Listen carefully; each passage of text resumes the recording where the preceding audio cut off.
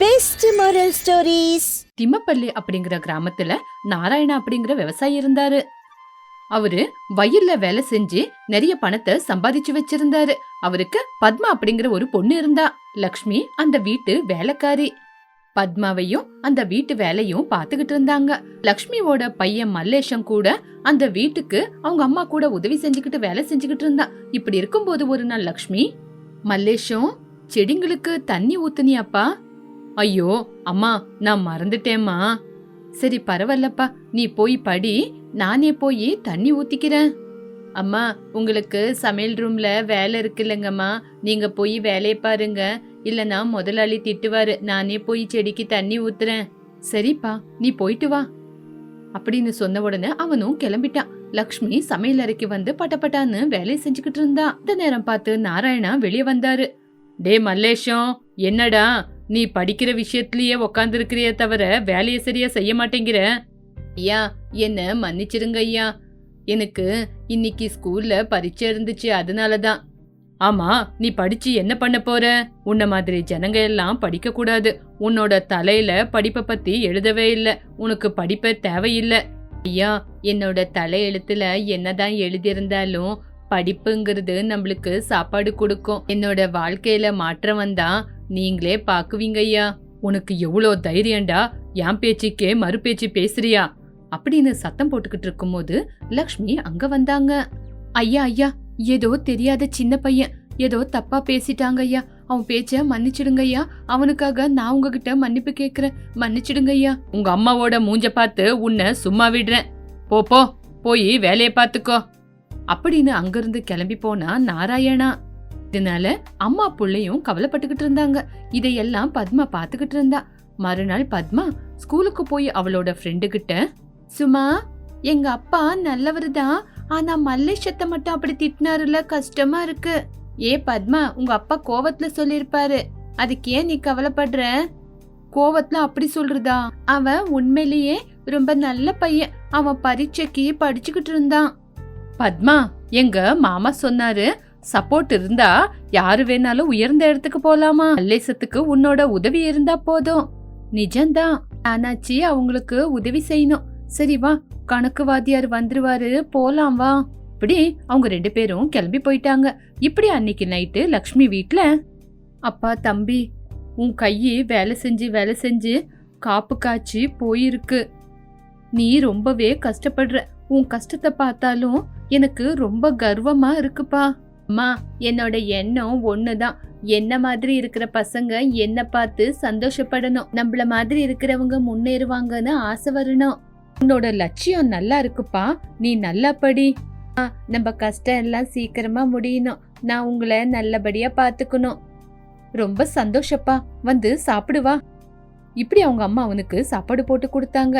மறுநாள் நாராயணி வீட்ல பத்மா, சித்தி, நேத்து அண்ணன் எங்க அப்பா திட்டினாருன்னு நீங்க கவலைப்பட்டீங்களா? அதெல்லாம் பரவாயில்லம்மா, நாங்க எப்படி உங்க வீட்ல வேலை செய்யறவங்க, இந்த திட்டெல்லாம் எங்களுக்கு பெருசு இல்ல, இதெல்லாம் எங்களுக்கு பழக்கமாயிடுச்சு. ஐயோ சித்தி, கவலைப்படாதீங்க சித்தி, எங்க அப்பா திட்டினத மனசுல வச்சுக்காதீங்க. ஐயோ பரவாயில்லம்மா சித்தி, உங்களுக்கு என்ன உதவி வேணாலும் கண்டிப்பா உங்களுக்காக நான் இருக்கேன். உங்களுக்கு எந்த கஷ்டமா இருந்தாலும் என்கிட்ட சொல்லுங்க. சரிம்மா, உனக்கு இன்னைக்கு என்ன வேணும்னு சொல்லு, நான் உனக்காக செஞ்சு கொடுக்கறேன். சித்தி, எனக்கு பாயசம் குடிக்கணும் போல இருக்கு. சரிம்மா, நீ அங்க உக்காந்து படிச்சுக்கிட்டு, நான் உனக்கு பாயசத்தை செஞ்சு வந்து கொடுக்கறேன் அப்படின்னு சொன்னா. இப்படி நாட்கள் போக போக மல்லேசம் ஒரு பக்கம் வேலை, ஒரு பக்கம் படிப்புன்னு படிச்சுக்கிட்டு இருந்தான். இப்படி இருக்கும்போது அந்த ஊருக்குள்ள நல்லா படிக்கிறவங்களுக்கு பரிசுங்களை கொடுத்துக்கிட்டு இருந்தாங்க. ஒரு நாள் அனுமந்த மாஸ்டர், பாருங்க ஜனங்களே, இன்னைக்கு இந்த பரிசு எதுக்கு நம்ம ஊருக்கு கிடைச்சிருக்கு அப்படின்னா, நேஷனல் லெவல்ல நடந்த ஒரு பரீட்சையில மல்லேஷம் முதல்ல இடத்த பிடிச்சிருக்கான், அதனாலதான் அவனுக்கு வாழ்த்து சொல்லி பரிசு கொடுக்கறோம். சபாஷ் மல்லேஷம், சபாஷ், சபாஷ் மல்லேஷம், சபாஷ். எல்லாரும் கைய தட்டிக்கிட்டு இருந்தாங்க. அதுக்குதான் இன்னைக்கு இந்த பாராட்டு விழாவை நடத்திக்கிட்டு இருக்கோம். இது பாராட்டு விழா இல்ல, மல்லேஷமோட கஷ்டத்துக்கு நம்ம பாராட்டி கொடுக்கற பரிசு. கிராமத்து ஜனங்க இன்னும் அதிகமா கை தட்ட ஆரம்பிச்சாங்க. என்னது, மல்லேஷத்துக்கு முதல் இடம் கிடைச்சிருக்கா? ஆமாங்கய்யா, மல்லேஷத்துக்கு இதே மாதிரி நம்ம என்கரேஜ் கொடுத்தா அவன் இன்னும் மேல் மட்டத்துக்கு போயிடுவான். போதும் போதும் நிறுத்துங்க ஐயா. அவனுக்கு இந்த படிப்பே பெரிய விஷயம். இன்னும் மேல மேல படிக்கணும்னா அவங்கெல்லாம் வேலை செய்ய பிறந்தவங்க வேலையை தான் செய்யணும் அப்படின்னு சொல்லி அங்கிருந்து கிளம்பி போயிட்டான். அந்த வார்த்தையை கேட்டு லக்ஷ்மி ரொம்பவே கவலைப்பட்டான். அப்ப மல்லேஷும் மேடை மேல வந்து, எல்லாருக்கும் ரொம்ப நன்றி. நான் இன்னைக்கு இந்த இடத்துல நின்னு உங்க முன்னாடி கைத்தட்டலையும் பரிசையும் வாங்குறேன் அப்படின்னா இது எல்லாத்துக்கும் எங்க அம்மா தான் காரணம். அவங்களோட கஷ்டம்தான் இதுக்கு காரணம். ரொம்ப சந்தோஷப்பா, நான் ரொம்ப சந்தோஷப்படுறேன். என்னோட ஆசீர்வாதம் உனக்கு எப்பவுமே இருக்கும். நீ கவலைப்படாத. அவரோட வார்த்தையெல்லாம் கேட்டு கவலைப்படுறத விட்டுட்டு நீ இன்னும் மேலும் மேலும் முன்னோக்கி போகணும். சரி மாஸ்டர் அப்படின்னு சொன்னாரு. அதுக்கப்புறம் எல்லாரும் மல்லேஷத்தை பாராட்டினாங்க. அதுக்கப்புறம் எல்லாரும் கிளம்பி போயிட்டாங்க. மறுநாள் நாராயண வீட்ல, அண்ணா நீங்க ரொம்ப நல்லவரு. நீங்க ரொம்ப நல்லா படிக்கிறீங்க. அது மட்டும் இல்ல, உங்களாலதான் இன்னைக்கு நம்ம கிராமத்துக்கு ரொம்ப நல்ல பேரு வந்திருக்கு. எனக்கு இது போதம்மா. உன்னோட இந்த வார்த்தையை கேட்கும்போது எனக்கும் ரொம்ப சந்தோஷமா இருக்கு. இத்தனை நாளா என்ன திட்டிக்கிட்டு இருந்த நாராயண ஐயாவுக்கு நான் எப்படின்னு தெரிஞ்சிச்சுல, எனக்கு அது போதும். எங்க அப்பாவை பத்தி நீங்க தப்பா நினைக்காதீங்க. உங்க மேல எங்க அப்பாவுக்கு நம்பிக்கை இல்ல. ஆனா அது இன்னும் கொஞ்ச நாள்ல மாறிடும். நீ சொன்னது என்னவோ உண்மைதான். நம்ம கஷ்டத்தால நம்ம படுற பலனால கண்டிப்பா அவரை மாத்திரலாம். என்னோட கஷ்டத்தை 2 மடங்கா ஆக்கிக்கிறேன். அண்ணா உங்களுக்கு எந்த கஷ்டம் வந்தாலும் என்கிட்ட சொல்லுங்கன்னா என்னால முடிஞ்ச உதவியே செய்யறேன். சரிம்மா. அப்போ லக்ஷ்மி அங்க வந்து பையன் தோள் மேல கைய வச்சுக்கிட்டு பாசமா அவனை பார்த்து, இங்க பாருப்பா, நீ மேடை மேல பேசுனது பார்த்து என் மனசே தாங்கல. எனக்கு சந்தோஷத்தோட சேர்ந்து எனக்கு கண்ணீரே வருதுடா. அம்மா நீங்க தான் என் நம்பிக்கை. நீங்க இருக்கிறதுனாலதான் நான் இன்னைக்கு இந்த நிலைமைக்கு வந்திருக்கேன். நம்பினது நீங்க ஒண்டி மட்டும்தான். அப்ப நான் இல்லையா? நீ கூட இருக்கிறமா. இந்த ஊருக்குள்ள உன்னை பார்த்து எல்லாரும் பெருமைப்படுறாங்க. உன்னை பார்த்து இந்த ஊருக்குள்ள இருக்கிற இன்னும் பசங்களும் அவங்களும் படிச்சு மேல்மட்டத்துக்கு வரணும் தான் அம்மாவும் ஆசைப்படுறேன். சித்தி, மல்லேஷ அண்ணனுக்கு இப்பதான் நல்ல வழி பிறந்திருக்கு. அண்ணாவுக்கு என்ன உதவி வேணாலும் நான் கண்டிப்பா செய்வேன். நீங்க 2 பேரும் எனக்கு துணையா இருந்தா கண்டிப்பா நான் முன்னேறி வருவேன். நான் எதுக்கும் பின்வாங்க மாட்டேன் அப்படின்னு சொன்னான். இப்படி இருக்கும்போது ஒரு நாள் முரளி மல்லேஷத்தை கோயில்ல பார்த்தாங்க. மல்லேஷம், உன்னை நான் சின்ன வயசுல இருந்து பாக்குறேன். உங்க அம்மா கஷ்டப்பட்ட பலனுக்கு நீ இன்னைக்கு நல்லா படிக்கிற.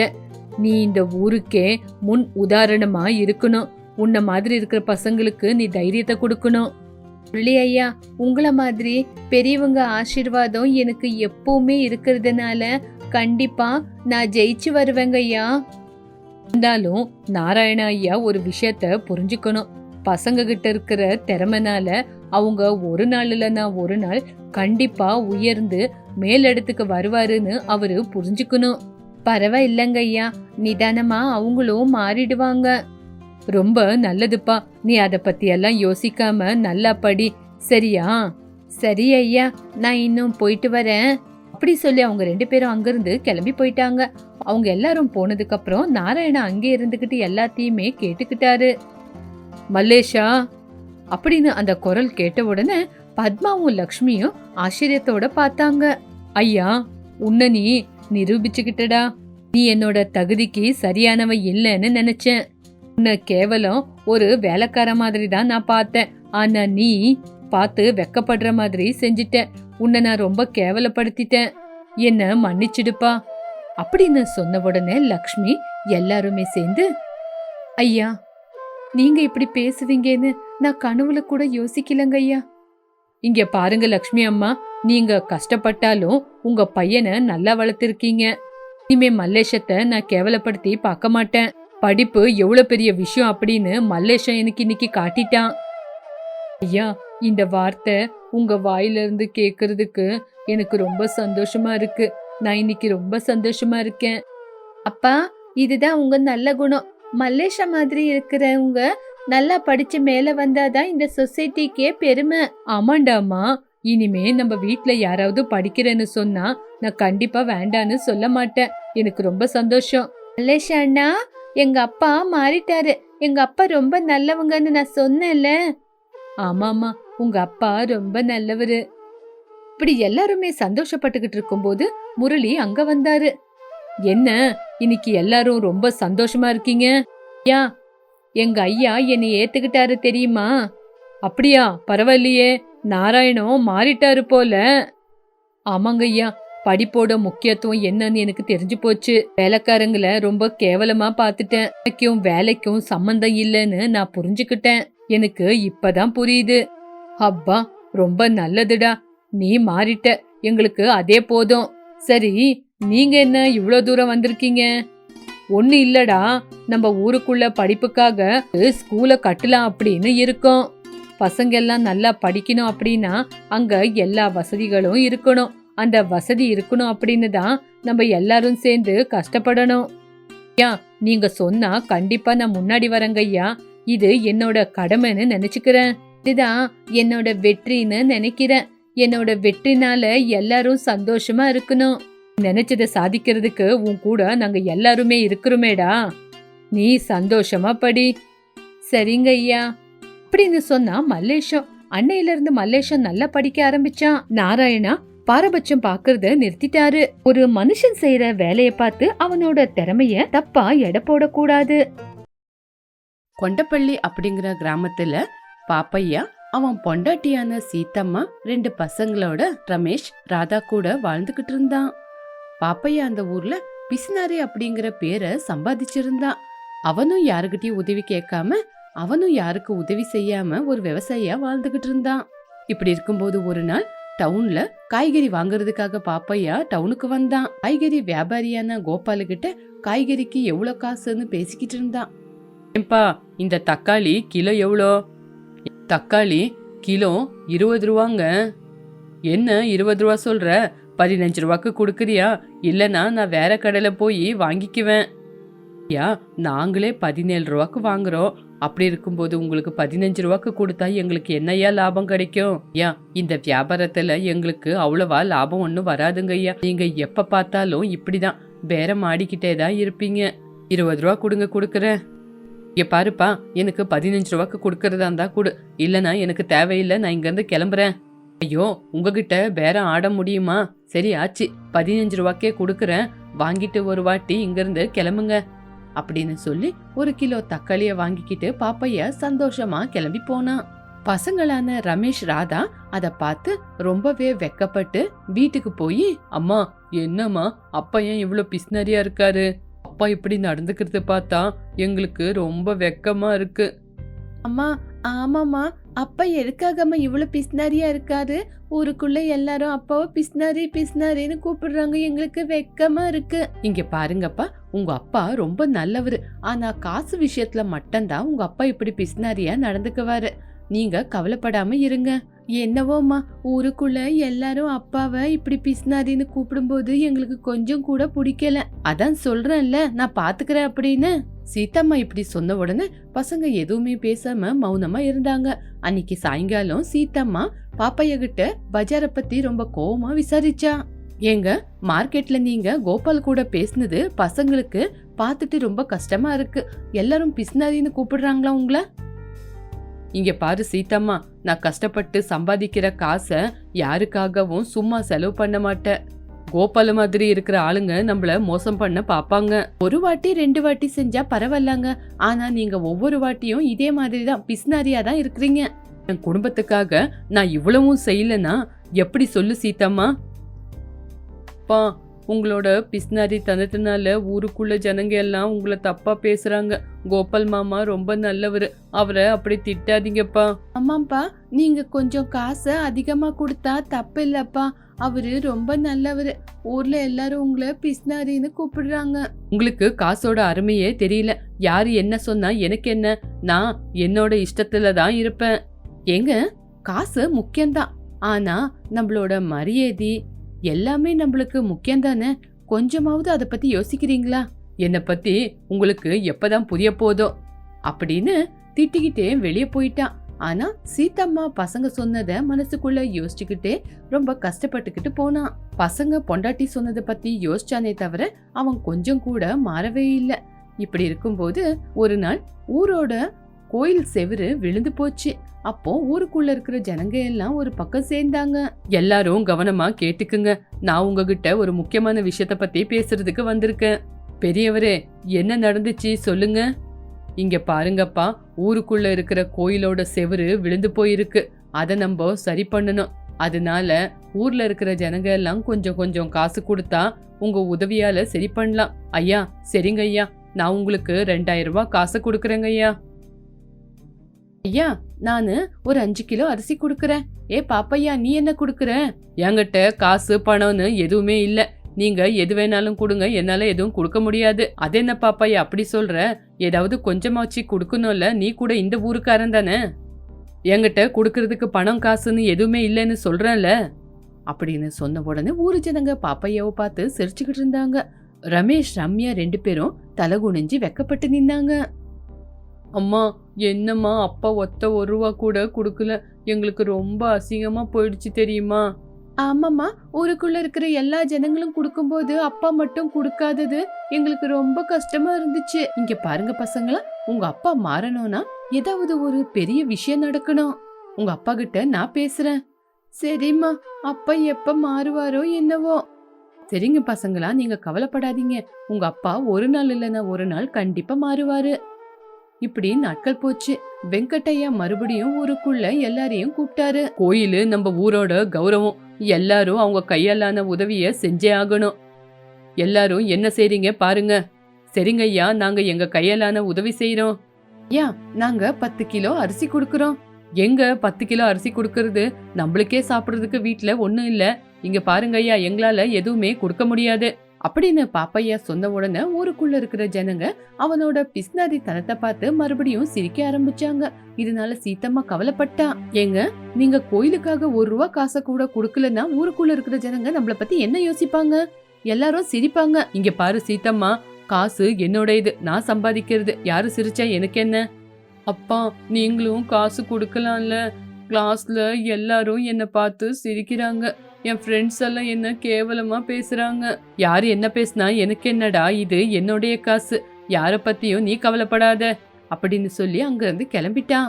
பாப்பையா ரமேஷோட பேச்ச கேட்டு கொஞ்சம் யோசிக்க ஆரம்பிச்சான். இப்படி அன்னதானம் நடக்கிற நாள் வந்துச்சு. பாப்பையா அன்னைக்கு அந்த இடத்துல காய்கறிய விக்கிறதுக்காக கடைய போட்டான். இப்படி வித்துக்கிட்டு இருக்கும்போது, பாப்பையா, இந்த தக்காளி 30 ரூபாய் எதுக்கு? 20 ரூபாய்க்கு கொடுக்க மாட்டியா? இங்க பாருங்க ஐயா, தக்காளி கிலோ 30 ரூபா தான். 20 ரூபாய்க்கெல்லாம் கொடுத்தா எனக்கு தான் கஷ்டமாயிடும். ஆமா, 30 ரூபா கொடுத்து தக்காளி வாங்க முடியலன்னா ஏங்க ஐயா இங்கெல்லாம் வரீங்க? அப்பையா, நீ சரியான பிஸ்னாரி தான். உன் கடையில யாருமே வந்து வாங்க மாட்டாங்க. இங்க பாரியா, நீ வாங்கினா வாங்கு, வாங்காட்டி போ, சும்மா இங்க இருந்து கிளம்பு. ஆமா, பக்கத்து கோயில்ல இவ்வளோ நடந்தாலும் நீ ஏன் இப்படி இருக்க? இங்க பாரியா, நான் இப்படிதான். இது என்னோட பொருளுங்க, வாங்குனா வாங்குங்க, வாங்காட்டி போங்க. ரொம்ப பேரு பாப்பைய கிட்ட வந்து காய்கறிக்கு பேரம் பேசி வாங்காம அங்கிருந்து கிளம்பி போயிட்டாங்க. அன்னைக்கு பாப்பையவுக்கு அன்னதானம் முடியும் போது காய்கறி வியாபாரமாகாம ரொம்ப நஷ்டமாச்சு. சீத்தம்மா, இன்னைக்கு அன்னதானம், ஆனா ஒருத்தரும் என்கிட்ட காய்கறி வாங்கவே இல்ல. எனக்கு இன்னைக்கு ரொம்ப நஷ்டமாயிடுச்சு. எங்க நீங்க ஒரு பிஸ்னாரி, யாராவது உங்ககிட்ட பேரம் பேசினா 1 ரூபா கூட நீங்க குறைச்சு கொடுக்கறது இல்ல. அது மட்டுமா கோயிலுக்கு நீங்க எந்த தானமும் செய்யல, அதனாலதான் இப்படி நடந்துச்சு. பா, நீங்க மட்டும் கொஞ்சம் இறங்கி வந்து எல்லாருக்கும் உதவி செஞ்சிருந்தா நீங்க பிஸ்னாரியாவே இருந்துட்டீங்க. பா, ஊருக்குள்ள நீங்க தானம் பண்ணிருந்தா நல்லா இருந்திருக்கும். இப்போ உங்க பேரும் கெட்டு போச்சு. எல்லாரும் உங்களை பார்த்து சிரிக்கிறாங்க. எல்லாரும் என் தப்ப கண்டுபிடிக்கிறாங்க, பரவாயில்ல. ஆனா நான் இப்படிதான் இருப்பேன், இது என்னுடைய இஷ்டம். பா, பரவாயில்லப்பா, இந்த ஒரு தடவை நாங்க சொல்றத கேளுங்கப்பா. ஏய், நீங்கெல்லாம் எனக்கு புத்தி சொல்றீங்களா அப்படின்னு கோமா அங்கிருந்து கிளம்பி போயிட்டான். அன்னைக்கு நைட்டு பாப்பையனால தூங்க முடியல. பசங்க சொன்னது, ஊருக்குள்ள இருக்கிறவங்க சொன்னது, பொண்டாட்டி சொன்னது அப்படின்னு யோசிச்சுக்கிட்டே தூக்கம் வராம படுத்துக்கிட்டு இருந்தான். இப்படியவ அவனோட பிஸ்னாரி தனத்தை பத்தி யோசிச்சுக்கிட்டு இருந்தான். ஒரு நாள் பாப்பையா ஊரு பெரிய மனுஷனான வெங்கட்டையா கிட்ட போனான். பெரியய்யா, எனக்கு ஊருக்குள்ள பெரிய நஷ்டம் வந்திருக்கு. எல்லாரும் என்ன பிஸ்னாரி அப்படின்னு சொல்லிக்கிட்டு இருக்காங்க. நான் என்ன பண்றது? பாப்பையா, நீ பிஸ்னாரியா இருக்கிறது தப்பு இல்ல. இருந்தாலும் ஊருக்குள்ள தானம் தர்மம் அப்படின்னு செஞ்சுக்கிட்டு இருக்கணும். இல்லனா ஊருக்குள்ள இருக்கிற ஜனங்க உன்னை இப்படிதான் பிஸ்னாரின்னு சொல்லுவாங்க. ஏன் எனக்கு என் காசை செலவு பண்றது பிடிக்காது, அது எனக்கு நஷ்டத்தை தானே கொடுக்கும். பாப்பையா, காசை செலவு பண்றது அல்ல, காசை செலவு பண்ணாலும் உனக்கு இந்த ஊருக்குள்ள நல்ல பேரு உண்டாகும். அத பத்தி நீ கொஞ்சமாவது யோசி. சரிங்க ஐயா, உங்க பேச்ச நான் கேக்குறேன். இதனால என் பசங்க பொண்டாட்டி ஊருக்குள்ள கெட்ட பேரை வாங்குறது எனக்கு பிடிக்கல. அப்படி சொல்லி அங்கிருந்து கிளம்பி போயிட்டான். அதுக்கப்புறம் ஊருக்குள்ள ஒரு ஏழை குடும்பத்துக்கு உதவி செய்யறதுக்காக எல்லாரும் நின்னு பேசிக்கிட்டு இருந்தாங்க. பாப்பையா அவன் ஜோபுல இருந்து 200 ரூபாய் காசு எடுத்து உதவி பண்ணான். ஊரு ஜனங்க எல்லாருமே அவனை பார்த்து ஆச்சரியப்பட்டாங்க. என்னங்க, நீங்க உதவி பண்றத பார்த்து எனக்கு ரொம்ப சந்தோஷமா இருக்கு. நீங்க மாறினது பார்த்து, உதவி செய்யறத பார்த்து நாங்க ரொம்பவே சந்தோஷப்படுறோம். ஆமாப்பா, ஊருக்குள்ள இருக்கிற ஜனங்களுக்கு நீங்க உதவி பண்ணா எல்லாரும் உங்களை பார்த்து பெருமையா நினைப்பாங்க. உங்களை பார்த்தா எங்களுக்கே சந்தோஷமா இருக்கு. ஆமாப்பா, நீங்க பிஸ்னாரி கிடையாது, நீங்க ரொம்ப நல்லவரு. யாராவது என் ஃப்ரெண்ட்ஸ் கேட்டா நான் சொல்லுவேன். அம்மா, எனக்கு பெரியவரோட பேச்ச கேட்டு பிசுனாரியா இருக்கிறத விட 4 பேருக்கு உதவியா இருந்தாதான் நல்லதுன்னு தெரிஞ்சது. அப்பையா, நீ மாறினதுனால இன்னைக்கு ஒரு குடும்பத்துக்கு நல்லது நடந்திருக்கு.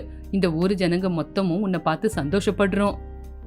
ஐயா, இது எல்லாமே உங்களால தாங்க ஐயா அப்படின்னு சொல்லி பாப்பையா அன்னைக்கு ரொம்ப சந்தோஷத்தோட வீட்டுக்கு திரும்பி வந்தான். ஊரு ஜனங்க அவனை பத்தி பெருமையா பேசுறத பார்த்து அவன் இன்னும் சந்தோஷப்பட்டான். இப்படி ஒரு நாள் மறுபடியும் மார்க்கெட்ல இருக்கிற கடைக்கு வந்தான்.